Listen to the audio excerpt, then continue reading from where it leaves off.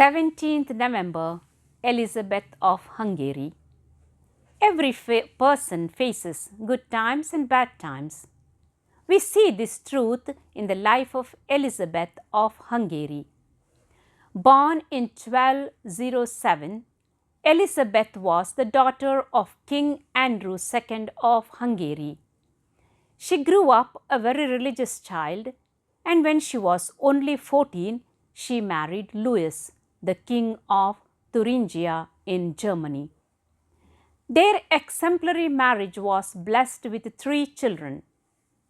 King Louis ruled fairly, and Queen Elizabeth built 2 hospitals to help her people.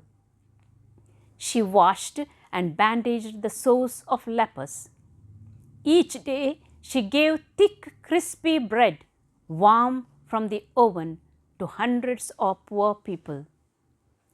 Elizabeth pursued her devotions and active works of charity, quite undeterred in spite of the ridicule and rudeness of the frivolous courtiers.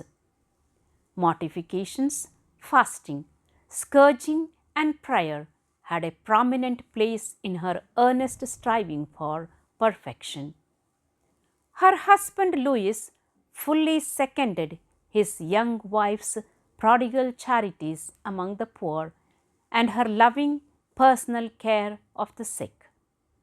Miracles of spiritual and bodily healing attributed to her prayers and were soon in evidence. Wine and bread too were miraculously multiplied at her intercession. Our Lord and Our Lady also favored her with repeated apparitions. Then Louis marched off to fight in the Crusades. While away, he died of plague. Elizabeth, who was only 20, was heartbroken. The new king thought she had given too much of the kingdom's money to the poor, so he forced her to leave her castle and enter a convent. She left the empire, leaving her children behind. When Louis's friends returned from the Crusades, they made the new king change his mind. Elizabeth got to come home to the castle and her children. Her uncle tried to force her to marry again, but she had vowed that if anything happened to her husband, she would only serve God. She helped build a hospital and devoted herself to caring for the sick.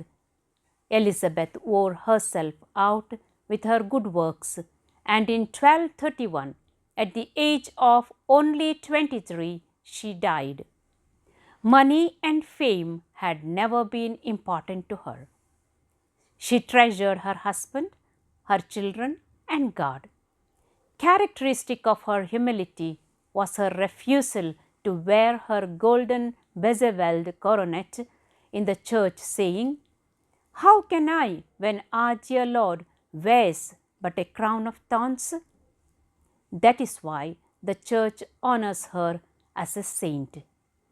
Because she gave so much life-giving bread to the hungry, Elizabeth is the patron saint of bakers.